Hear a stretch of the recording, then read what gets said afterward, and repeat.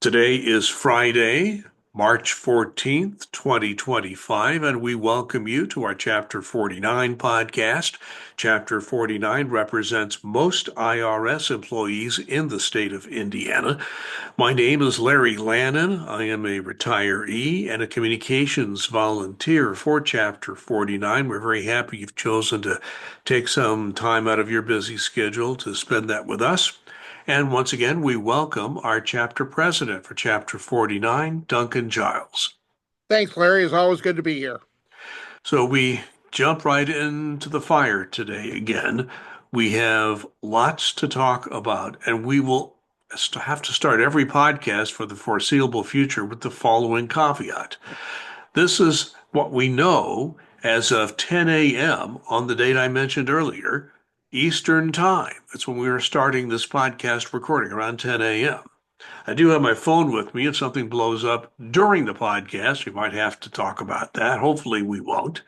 But we will tell you what we know as of the time we are recording this. Duncan and I have been involved in federal affairs for many, many years, and we've just never seen anything like this. Really, nothing like this in the federal civil service, period.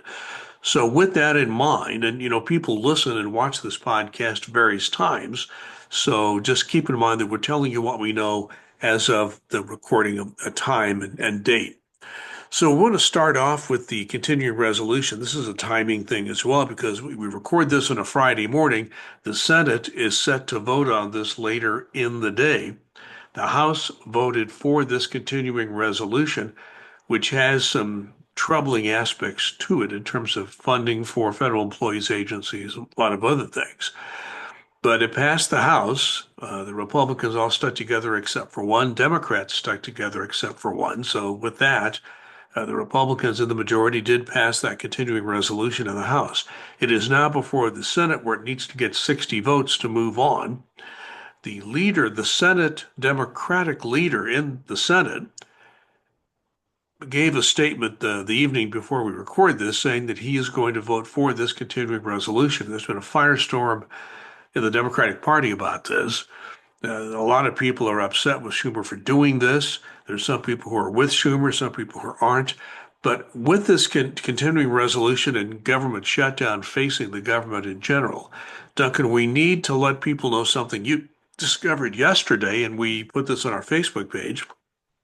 By the way, if you want to look at that and like or follow that, go to Facebook, just search for NTEU Chapter 49 Indiana. We've had a lot of new followers and likes in the last few weeks. We appreciate that.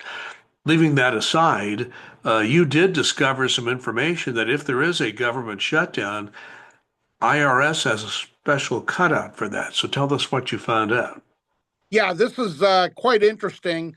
Basically, they have said they came out late yesterday, and the acting commissioner said that everybody will be exempted from, not working if there is a shutdown. In other words, everybody's working.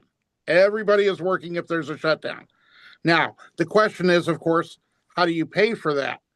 And what they're doing is taking money from the IRA, the act that gave us at first $80 billion over 10 years to basically improve our services.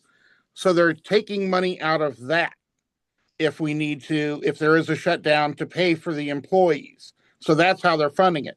Now, interestingly, 2 years ago, when there was a threat of a shutdown, they were saying, no, we cannot.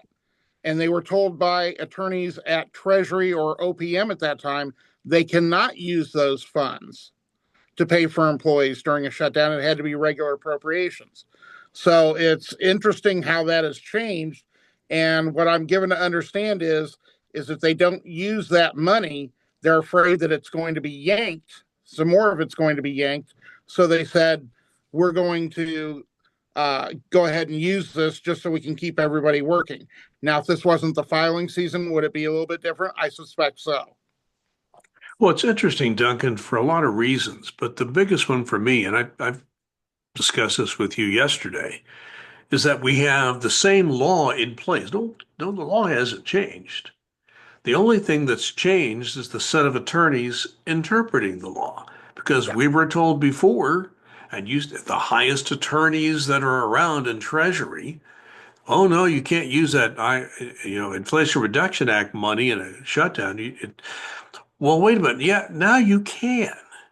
So that's the part that perplexes me. It's not a change in the law, it's a change in the people who are interpreting the law. But that's not necessarily a bad thing for IRS, because I think that the thing that we feared the most, Duncan, is that there would be a government shutdown and that IRS people would be required to work, particularly those working in the service part, but maybe all of us, who knows, would have to work and not get paid during a shutdown. Now we know if there is a shutdown, at least IRS will be paid out of this money, even though we're not able we don't have a funding mechanism for the rest of the government because this money was set aside. Now the legal ruling is IRS will be paid. So I guess if there's a good side, that's the good side. Yeah, but the interesting part about that is, okay, the people who process the paychecks at our, at our finance center, National Finance Center, hopefully they're going to be accepted and able to work. Because not, okay, we've got the money to pay it, but not the people to process the pay. But this whole situation has just been, a little insane to me. When people tell me that, well, it's a clean CR, clean continuing resolution, what's the problem?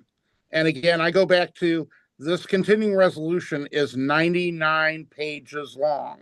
I'm sorry, a clean CR does not need to be 99 pages long. And as you mentioned, it was, uh, passed by one party in the House, and they're trying to figure out what's going to happen in the Senate. The Senate, the minority party in the Senate has said we would like to do a 30-day continuing resolution so we can try and actually do a budget. But the majority party is saying, no, we want to pass what the House has and do a continuing resolution for the entire year, which, Congress's main job is to pass bills to fund the government. And basically saying, okay, we're going to kick the can down the road for an entire year is just unprecedented to me. And, I am just flabbergasted at this whole situation. And, where Senator Schumer came out yesterday and said why he was looking at this, they were afraid that if they did close it down, that there would be some actions taken by the folks at Doge to eliminate departments, jobs, things of that nature. So I understand that concern. But the other hand, we do need to have regular order and pass bills as they should be too. Duncan, there's something else going on. And we want to make sure we differentiate what we know as fact and what we hear reports in the media and that sort of thing. There is a report in the media this morning, and this adds on to what you just said. Okay, that now we have this continuing resolution for the remainder of the fiscal year, excuse me, for the fiscal year going through September 30th, which is we think is draconian and cutting way too much out of agency budgets and other budgets. Well, I just found out there's a media report. We don't know how true this is or not, that the administration, the Office of Management and Budget, is even taking that budget and is planning to impound money out of that budget and spend even less than what's in that continuing resolution, which we think is not enough to begin with. So this is not the end of the discussion. We're going to have more fights about this. I've talked about this. Impoundments haven't been discussed since the Nixon administration in the 70s, which resulted in an Impoundment Act, which says the president cannot do this. Well, the president is trying to do it anyway. We don't know whether this will go through, but there are people at the very highest levels of the White House and the Office of Management and Budget who are at least talking about this debate, and the media reports that I read were from reputable sources. So these reporters have good sources. So I think that they're accurate in reporting the fact that this is a discussion at the highest levels of government. That's a sad thing to see. It absolutely is, because as you said, that was passed in the mid 70s to basically forestall anything like that, to basically make sure that they are spending the money that Congress has appropriated for each agency and each project, things of that nature. So you can't pick and choose. I mean, that's the big fear is, okay, I don't like them, I do like this person, so I'm going to pick and choose. You can't do that. And that's that the thought of them trying to do that is, again, legally very scary to me. I really show my age here, but in 1974, I was on the college debating team at IUPUI, and the debate question in 1974 was, I believe, and I think this is the way it was worded, the powers of the presidency need to be significantly curtailed. Again, this was during the Nixon administration in 1974. He resigned later in that year, but uh, that debate that I had, and when you debate in college, you're in the affirmative in the morning with two, and then you're in the negative two. So you're looking at both sides all the time. That's part of being a debater in college. One of the biggest issues we had was impoundment. Mm-hmm. Should we curtail the powers of the president to take money that has been appropriated by Congress to be spent on this or that, this agency or that program? Should do we have the power of the presidency such that a president can simply say, "I'm not going to spend that money. I don't want. I'll impound it." So this debate goes back a long way. So there's a lot to be said, and this can impact agency funding. It can impact federal employees, and that's why I'm bringing it up. Anything more on the continuing resolution and reminding people with or without a government shutdown, we will be paid and we will be working at IRS. Yeah, if people are interested in how this turns out, again, we'll have updates on our Facebook page, as you mentioned earlier. So we're paying very close attention to this. Let's move on to the next subject because one thing that's happening, it's interesting how the media begins to get interested in a story at a certain point in time. And I saw some network news last night, and I saw some newspaper stories and wire service stories this morning. And it's about government agencies, including IRS, bringing people back into the office from telework and having no place to put them. Where are you going to put them? In the hallway? In the closet? I don't know, maybe the restrooms if we get to the some certain point. I mean, where are you going to put these people? Because Duncan, you have mentioned many times that even though employees are being ordered to come back into the office 5 days a week, every week for their work week, that does not necessarily mean there is a place for these people to work. So with the return to office, there are several issues involved. Number one, is there a place for them? Of course, the bigger one for NTEU is that this is an absolute situation where the management, the agency, and the White House all the way down is ignoring a contract NTEU has negotiated, which goes through a whole lot of hoops to get done. As you know, you've been on negotiating teams. So give us an update. Return to office, the whole issue of space availability or not availability, and what NTEU was doing to enforce the contract. Yeah, NTU. Well, let me answer the last one first. NTU National has gone ahead and started the process. We have to go through a national grievance first to be able to say, hey, look, you're violating the contract. If we don't get satisfaction there, which we probably will not, then we go to the Merit System Protection Board and then the courts if we need to, because we are going to enforce our contract. This is a long-standing telework, as you've mentioned before, has been there for 30 plus years. And so we need to make sure that this contract that was agreed to by management and NTEU is enforced. And the space thing is just ridiculous. I was just, as a matter of fact, this morning before I came into work, I had somebody commented that I used to work with a long, long time ago. I reposted a story that had been on our chapter website about the shortage of desks. And the person said, well, why can't they just go to the desks they originally had? And I did. I took the time to explain to say, we've been doing rent reduction for several years. We've downsized. Because of telework, we've downsized our space. We've downsized the number of cubicles we have. People were sharing at a 3, 4, or sometimes even 5-to-1 level.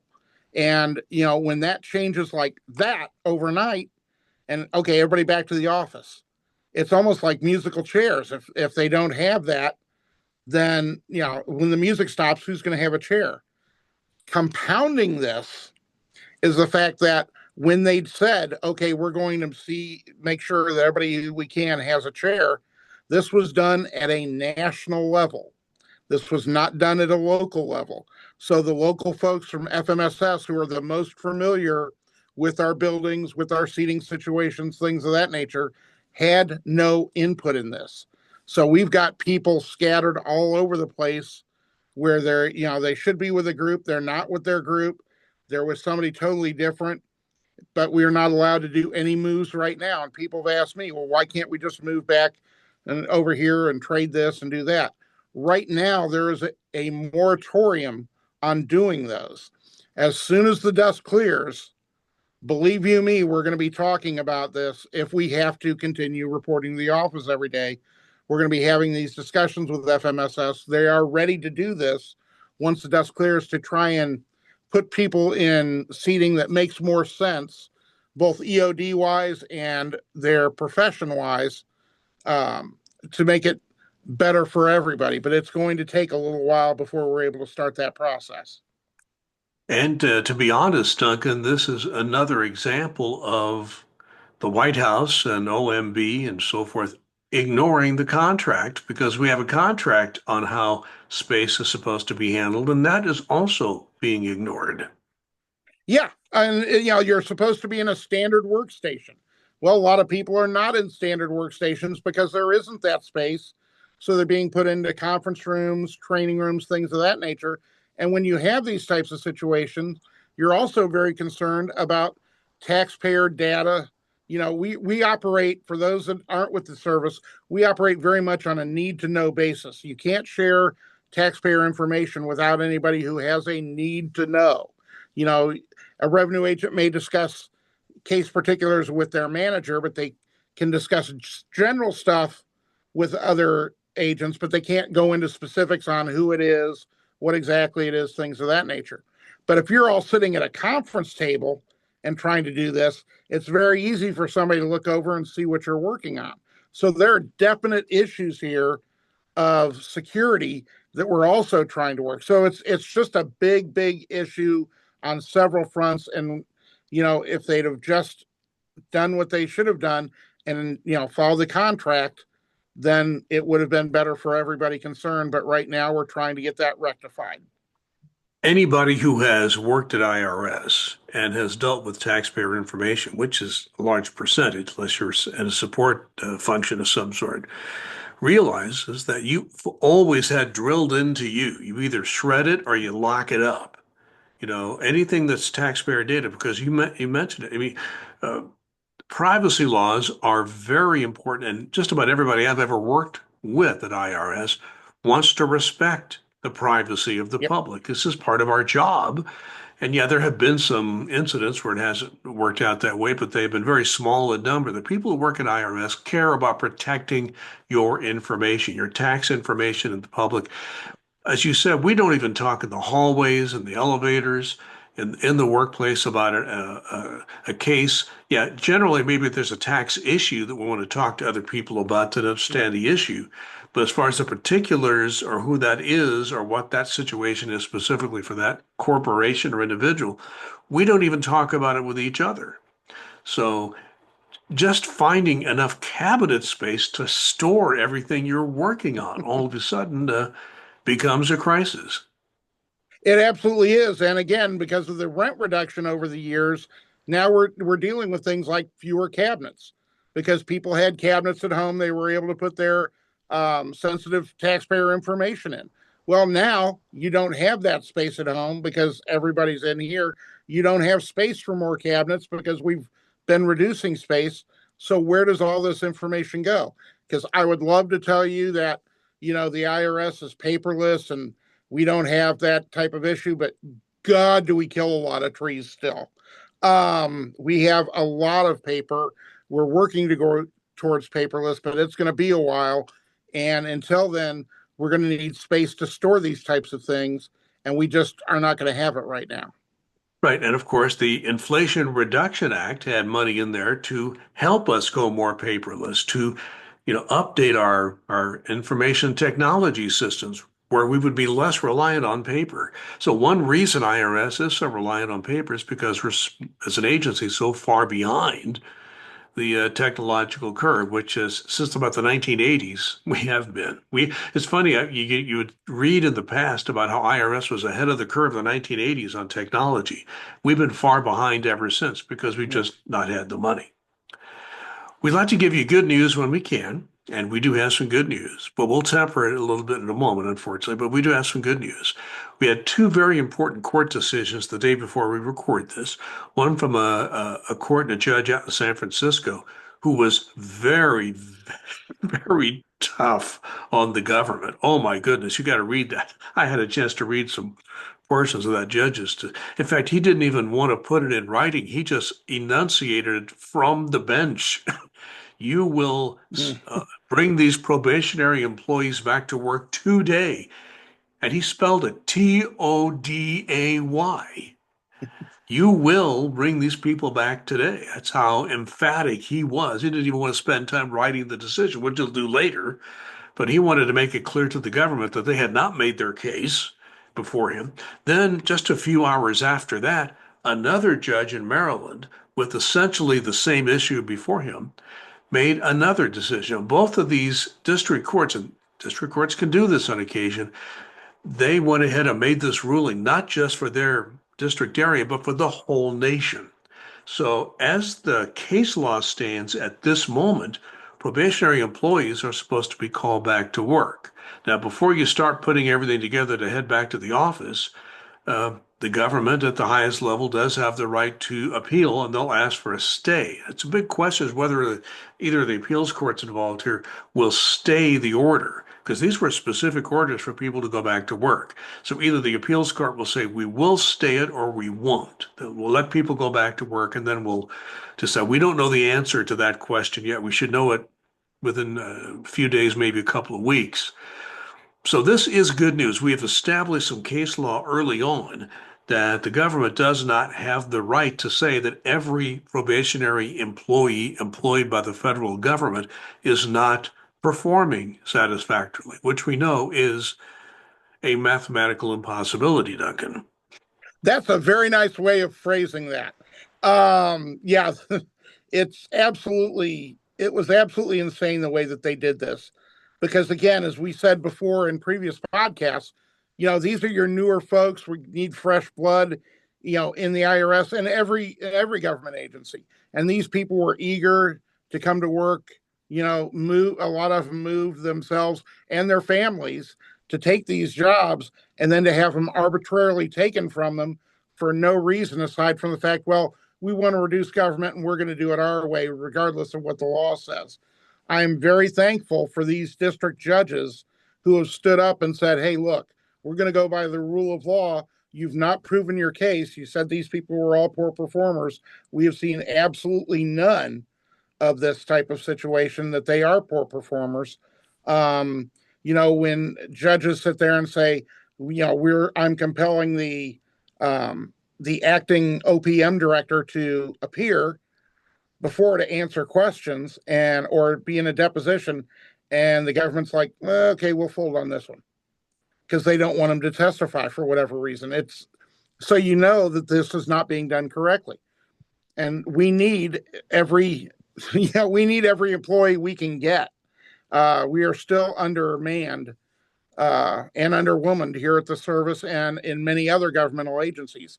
So these probationary employees, we'd love to have them back. Now, as you mentioned, the chances are very good that the government is going to appeal this and ask for, like you said, the stay, so not bring them back yet. There are some government agencies that are getting ready to bring them back. Some are not. It's a confusing situation for everybody right now, but we have to let it work its way through the courts before we move forward and do something on it. But it's a great first step for these probationary employees who didn't deserve what happened to them and need to be, this needs to be rectified. And the other part of this, which is sort of the uglier side of this, and we go a couple of podcasts back, I spent some time explaining, at least an overview wise, what a RIF would entail if it's done according to law. We would hope that would be the case, but we never know.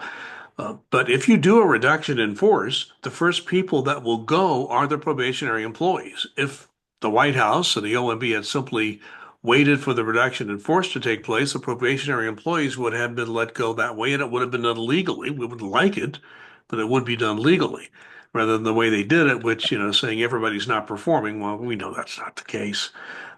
So we are waiting to see what's going to happen on reduction in force or RIF. Again, it's a whole process. The law lays it out. Our contract has some language, whether the agency will be told to pay any attention to that, we don't know. But we do know this.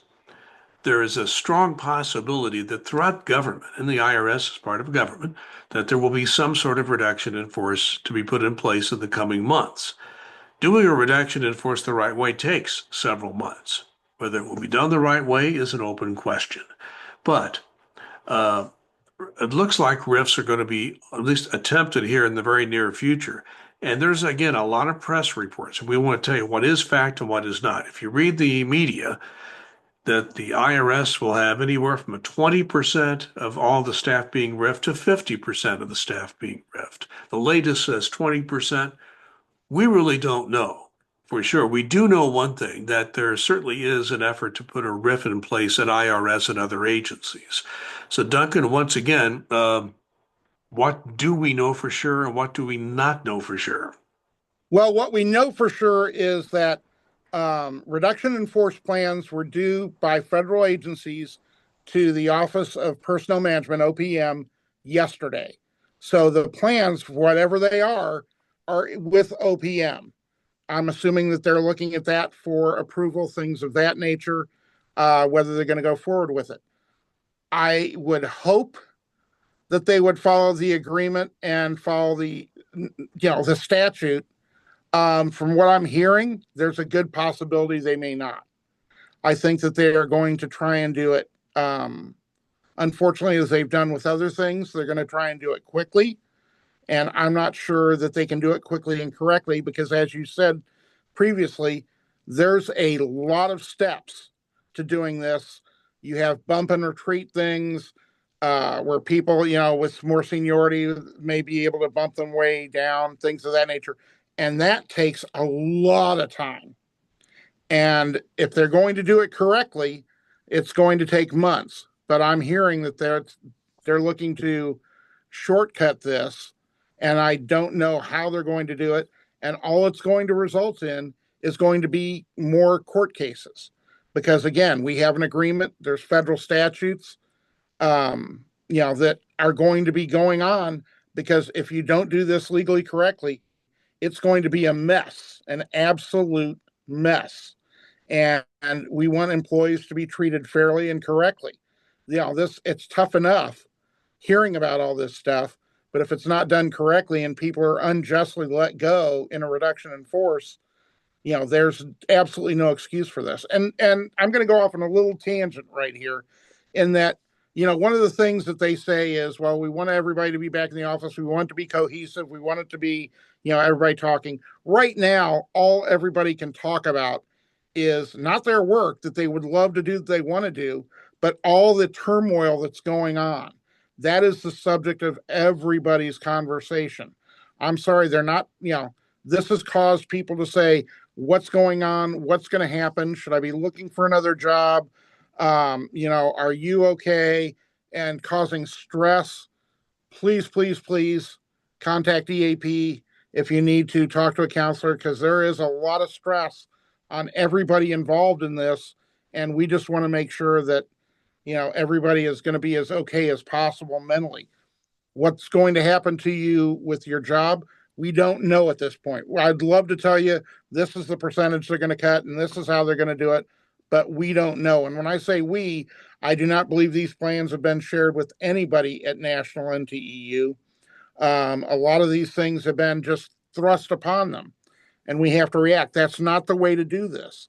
We're there to make sure things are followed correctly. The contract, federal law, things of that nature, and do it right. If there's an issue or problem, we talk about it beforehand to try and iron it out so it does go correctly. When it doesn't, it causes problems for everyone, and that's what I'm afraid we're going to be seeing, a tsunami of that.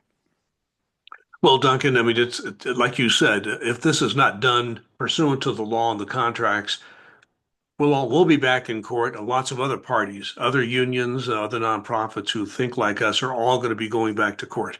I just hope if this goes to court that we get the same judge in San Francisco who knows how to spell Today. I'm going to our final comments for this podcast are being set aside so we can talk about a very special person both Duncan and I knew, and you knew her much better than I ever did. And that's the former president of NTEU, Colleen Kelly, who sadly and suddenly passed away recently. I know you have many memories of Colleen and lots that you want to say, so I want to give you the opportunity to talk first about Colleen Kelly and the impact she's had on NTEU and just the lives of so many people at the IRS. Yeah, I became a chapter vice president in 1999. Colleen became national NTU president in 1999, and since I became president in 2001, I worked closely with Colleen on many different issues. It would be nothing for me to pick up the phone, see the 202 area code, pick up the phone after I've sent something to national office and hear this voice go, "Now, Duncan." Okay, okay, Colleen. What didn't you like that I sent, or what about what I said? But she would listen, and so many comments that I've heard from so many different people ring true. Is you know, she inspired confidence in you because she expected. She would say, "I need you to do this," and the way that she would tell you to do it, I've got every reason to believe you can. I'm confident you can. Just go ahead and get this done. And you're like, I can do this. But even more than that, Colleen was a great, great, great, wonderful national president and leader. But more than that, she was such a great person. She had such a huge heart. Her family, she was unmarried, but her brothers, sisters, and parents were everything to her, and her nieces and nephews. And we would talk about that a lot. What trip she was going on with this brother or this sister, or with her parents, what's going on with them, things of that nature. And she would want to know about everybody's lives that she interacted with. How is this person? How is this person? What are you doing? How are you doing?